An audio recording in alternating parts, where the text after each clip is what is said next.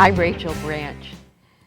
With me, once again, and as often as she will join me, is Dr. Gloria Caballero Roca. And she's been a frequent guest on Solutions Rising, and I'm honored that she is here again. We are going to talk about the assault on women and their human rights. And this follows up a recent program we did on global integration, where Dr. Caballero Roca attended a global integration symposia in Helsinki, Finland. And what came out of that is this topic of, and what we have been talking about on various shows, is the effects that it is having on women and girls and others in our human world. And Dr. Caballero Roca is she's just distinguished educator. She's a community leader in Holyoke and was a candidate for mayor in 2021. She's presently a Green Party candidate for auditor for the Commonwealth of Massachusetts, and also has become a professor at Bard Micro College in Holyoke, and we want to talk about that too, and the women that are part of that educational program, which is absolutely superb. Welcome. Thank you. Gloria. Hello. Being at Helsinki to notice the presence of women and young women at the conference. They not only presented their research findings, but also attended just from the public. And when people heard in Helsinki, that's what they told me, these women from Mexico, women from Venezuela, women from Spain, who live in Helsinki, when they said, well, we learned that there was going to be this conference on Latin American studies, and we always follow these, events. So it was great to see these people coming into the conferences and listening to what they were being exposed and what the others were going to say about what's happening with the women in the rest of the world. Was this a conference with predominantly women or a majority of women? And it was a lot of men, I should say. Most of it, I wouldn't say that most of it, but generally, when you go to these conferences, it's interesting to see that the organizing committee is mostly men, the deans and CEOs, but it's also a chunk of women that are also trying to just stay and push their presence, their topics, their interests into these huge conferences. Was this also intergenerational? It was intergenerational, and that is one of the points that I wanted to bring up here.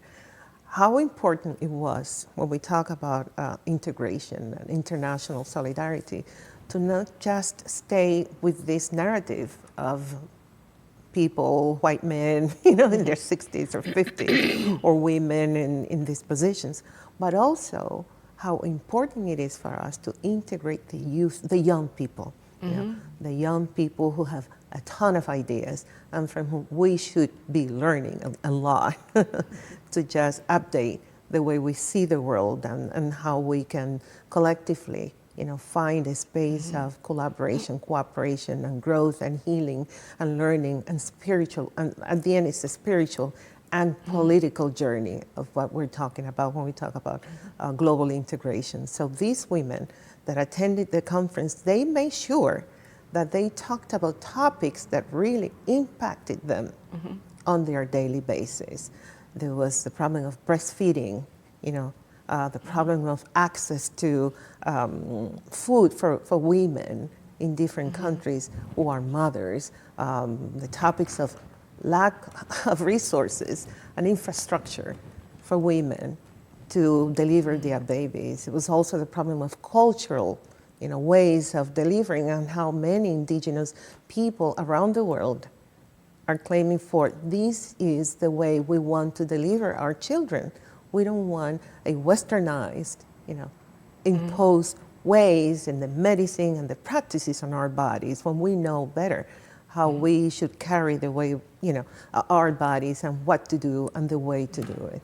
So it was interesting for me also to watch a video where women that were victims and survivors, never survived being raped, You just continue to move on and struggle and raise your voice. But there's a whole video denouncing and exposing the patriarchal system that we have around the world when it comes to talk about our bodies and our rights and the way we want our lives, to be respected. So, and that, I should say that it was mostly young women who are taking the lead in this battle and this fight and struggle over all women's bodies. I also have to point out that this struggle is not from our generation. The assault on women's bodies started from colonial times, Yes. with the indigenous peoples to these lands' bodies, and then the colonized bodies that came, and we're still struggling with this culturally assigned function that we look like this, classified as female or whatever. And We're that could supposed go to our own Constitution, not even Yes. acknowledging women in our Constitution. Yes, okay. And then, it's a long struggle, and it's intergenerational, and it comes from, it's been centuries and centuries of assault on our bodies and to our bodies, and the ways in which our voices have been just sealed and concealed and relegated and shut up. So this is also a problem of human rights. How do we reconciliate the fact that we are all human beings, and the ways that I want my life to be respected, is not necessarily have to be the way that you think that we all have to be on the same page. If you believe in abortion, but if I think that abortion for me is something that was imposed on me because I had to take care of your children, then there's another dialogue that we need to have. And that's why I think that we should respect people's bodies and acknowledge people's lived experiences. Well, I think women in my age group, and I'm 80, saw Roe v. Wade being enacted. Yes. And I think there was a lot of complacency for 50 years, thinking that that was all right, but little by little, women's rights were being eviscerated. Yes. And to have a Supreme Court of men, and men in Congress, and men, period, except those who support women, making decisions about our freedom and our bodies is just unconscionable. It is unconscionable, and it is colonizing our Yes, bodies. it is. It is. Okay. It is patriarchal, to the extreme, and as right out front as it can possibly be. But then the government still has, the power to change that. And But the government are the people who are elected, and the people who are elected, and another complacency is not watching, and you and I have talked about this, the local level, the local level, the local level. If you are not paying attention on the local level, it doesn't come top down, it's not trickle down, economics, Reagan, any of that. It comes from the bottom up, and that's why you're seeing across the world, I think, all these movements are really bubbling up. There might not be enough time, but what is happening, and I always say, women and children, and if you start there, the worst is happening to women and children. And we can talk about nuclear proliferation and climate catastrophe. It's not one and two; they're both on the top. And you see what's happening in the Ukraine, but it's not just Ukraine, it's Yemen, it's all these places in the world, and you're watching the effects on women and children and babies and famine and water and drought. And immigration and people dying in the Mediterranean Sea, people dying, crossing borders just to save their families, and it's mostly women that are suffering the results of that. And well, what can you say when you see that it's been 50 years in really a way that could have been codified by the government, and that hasn't happened. And I think Ruth Bader Ginsburg, Justice Ginsburg, I think she might have believed that wasn't the best Supreme Court decision, but actually part of the answer to that is Congress should have, at the same time, be codifying, and I think in some of our amendments, you know, we're supposed to be free. Yes. Yeah. The amendments to protect us as women. I mean, look at women fighting just for the right to vote. To vote. And that's 101 years, 102 years. I mean, my goodness, that's only 1920, and we're losing rights. We're losing rights. And when you only hear about the two major corporate parties, the Republican Party and the Democratic Party, and you don't hear about independents or the People's Party or the Green Party, and when you have to struggle to just get a platform so that people have choices when they go to vote, that's vote. For me, that's voting suppression. Is it vote or voting suppression? You're suppressing people, you know, for getting to know what other options there are out there. I think it was George Washington who was concerned about the political parties, and here we are. Here we are, yes. The political parties with way too much power. You know, like you could talk about, I call them Trumplicans. This is not the old Republican Party of my family or Democratic Party, and I've been part of, I always vote for the person, and I belonged to the Republican Party when I was on a mayor's staff in 1984 in Bridgeport, Connecticut. I ran for Democratic Town Committee in Bridgeport. I've run as an independent. I've been an independent or unaffiliated, but it's independent. Yes. We aren't even welcomed at the table. No. And I've said to some candidates running, you're running as a party person. What about all the rest of us? Parties are losing their members. Yes. And so why aren't you trying to reach voters instead of trying to cover your party's butt, frankly? Well, and that is why, to me, and I know that for both of us, it's so important to engage at the local level. See, just be. If you don't want to be an activist, just volunteer. You know, go where people need your, you know, not your help. Your gifts. So much. Use your gifts. Yes, your support, your gift. Yeah. Share that knowledge, because to me, knowledge has to be shared. Yeah. You know, Yeah. among members of the community. Go to that church, ask how you can volunteer, you know, with the veterans group or serving food or distributing food. How can you be involved? It's not only for you to get involved just because you're bored. It's because you need to know your neighbors. And the neighbors need to see you and look at you as a human being and look at each other. And then the dialogue is going to start. Yep. And then you're going to understand where people, more or less, you know, come from.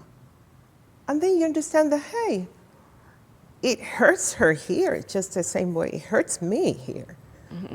There's a common ground here. Why don't we grow in that space of commonality? And forget about the looks. No. Let us find a common ground. I am sure everybody wants to eliminate student debts, you see. Oh, yeah. Student loan debts, yeah. I am sure people want decent housing. Except those who are interested in greed. Yes. And again, holding control over people. Yes, but who we do have not. to understand that they are the minority and we are the majority. Why don't we just come together and understand that we share a lot of the same problems? I don't care if you live, you know, the uplands and I am here in the the flats. You want better, you know, cleaner water, cleaner air, better public transportation. Let's talk about that.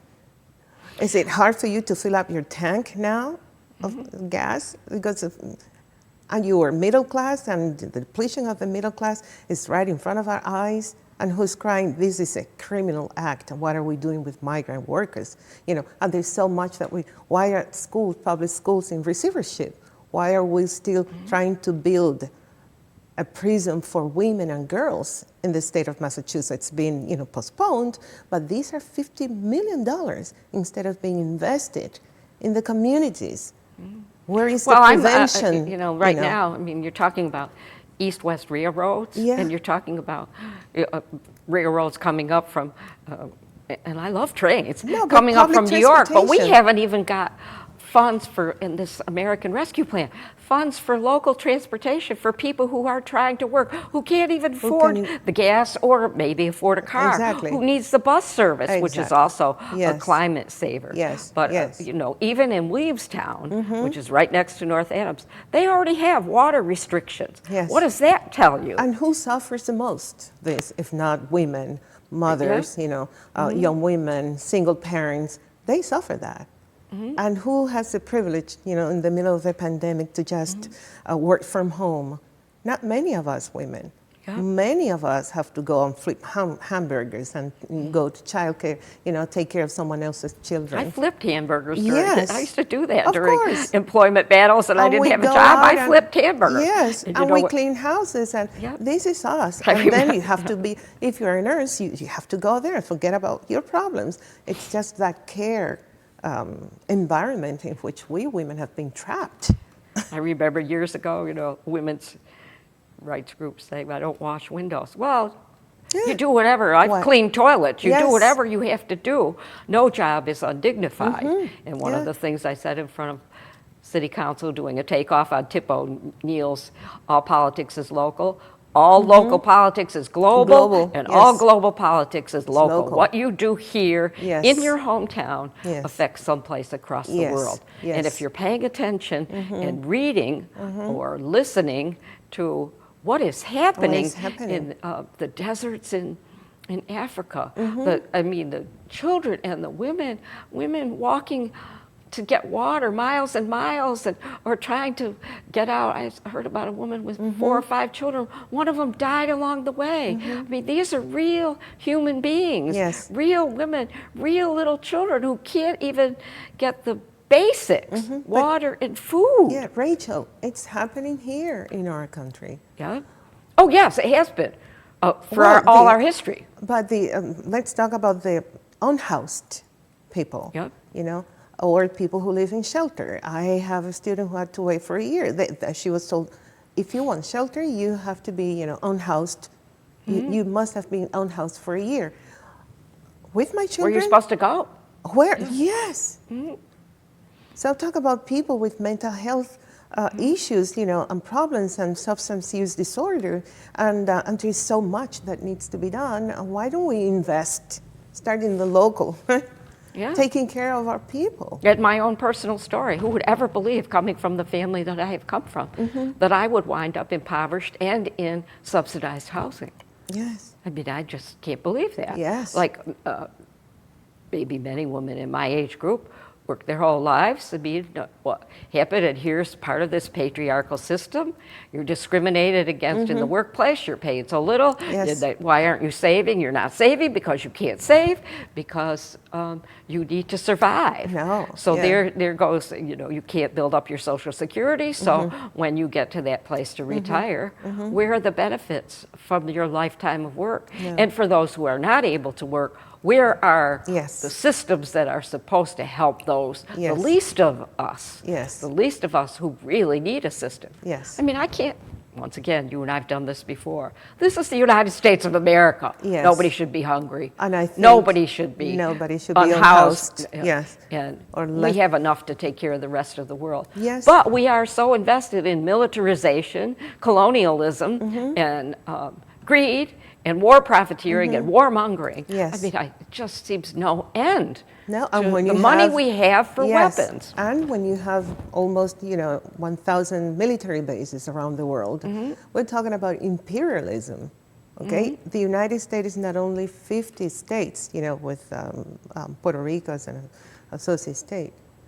We also have to count the territories that we occupy with military bases, and all their needs and all the supplies that entails, and all the investment. Why don't we invest in us? And that's why it's important for me, you know, to just focus on the local. That's why I wanted to run for mayor last year. It is not as, okay, we're gonna win. It is because that's an awakening that needs to happen in our communities that are low-income communities, that are underfunded communities, that, you know, schools are impoverished schools, and teachers are taking money from their pockets to bring the kids to field trips. And when you watching look where at- the American Rescue Funds are going. Yes, I'm curious They're about not, that. yes, and I don't think that even from what I'm seeing locally is where are they going that are getting to solve the problems that really needed to be solved on the solved. local level. Yes. And of course, when we talk about being involved locally, I think it's easier for people to be involved on the statewide or the federal because you don't have to face your neighbors. No. So if you're speaking up, obviously there's some diplomacy in speaking, but you can educate without yelling and screaming. Right. And I mean, this is part of what this show is, Lucia's Rising. Here's some education. Yes. Here's some caring. Yes. It's okay to be empathetic. But that's part of when I say everybody has a gift. You know how to use your gift. Nobody has to tell you. Yes. You can do things that you might not think you can do, and they help somebody else, but they are also good for you as a human being to know that you have meaning and purpose. Exactly. And that you are valued. Yes. And that you're heard Yes. and respected, and that Yeah. you are looked at not as a something, but as another sacred human being. Yes. And that we Yes. should find commonalities and not things that divide us. We have so much that we share. And what divides us, it's so little, perhaps our geography or the accent when you speak. But then when we deep down, we really talk about, our common sacred humanity. Yes. And that spiritual journey that I keep talking about. And it's about finding ways to just unify our communities and get together. And as women and men and children, however you want to define yourself, that needs to be respected. Let us find a common language for peace, and for understanding and respect of your sovereignty over your body, and respect for those countries that are sovereign countries that have also their rights to decide, what their future is going to be in a world that should be a peaceful space for us, that should be safe from all this nuclearization and all the pollution and all the greed that still is going to kill not only It's pervasive species. right now. I think it's Yes. really Yeah. the hate. The hate. I don't know who said love overcomes hate, but it's a lot of love throwing out there. But there is so much hate, and that is very, very Yes, frightening. But there's more love than what you think. It's Yes, only yeah. giving I hope people so. let us give us, the opportunity to just share a story. Let us share this platform as you are doing, sharing with me and with Gloria and with so many people who have so much to say, and from whom we should all learn a lot. The job that people are doing, the warriors for peace, that show that Combatants for Peace, that's one. Combatants for Peace, that's one. one. And let us just, uplift those voices, because we're only left with a corporate media, and they fed us this divisionist language, and they are work at the behest of corporations and people who pay their checks. And not So just we the need corporate more- media, Yeah. also the loss of newspapers And that news- have become, Yes. we have no local newspaper. That makes a That huge makes a difference. huge impact, yes, in our And then when you communities. have a regional newspaper, Yes. but you're not getting local stories, No, you're not no. getting local, particularly if it's a patriarchal Yeah. newspaper where, yes, you have some women reporters, but they're not getting to the underneath the backstory. Yes, that's are why really- we women and men and everybody women. should get it involved in their Yes. local, Yes, politics and policies. They should get, their ideas to be known. And say, hey, there's going to be a festival here. I'm going to go here. I'm going to try to meet someone. I'm going to do this for my community. I'm going to knock on my neighbor's door and say, hey, how you doing? Hey, I'm going to tell you, there's going to be a food bank here. Or there's going to be something. That's where it starts. It's grassroots. It's communities. It's normal, people.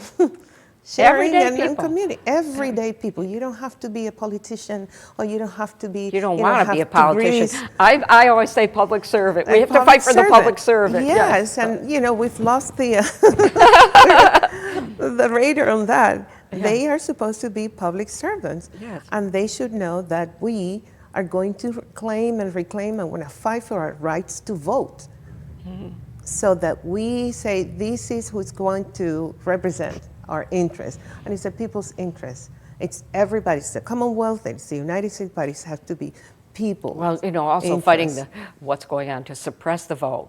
But it isn't just when I vote, and this is now, we have to vote, but you have to have candidates with integrity to vote for. And of course, you and I have put ourselves forward. Yes.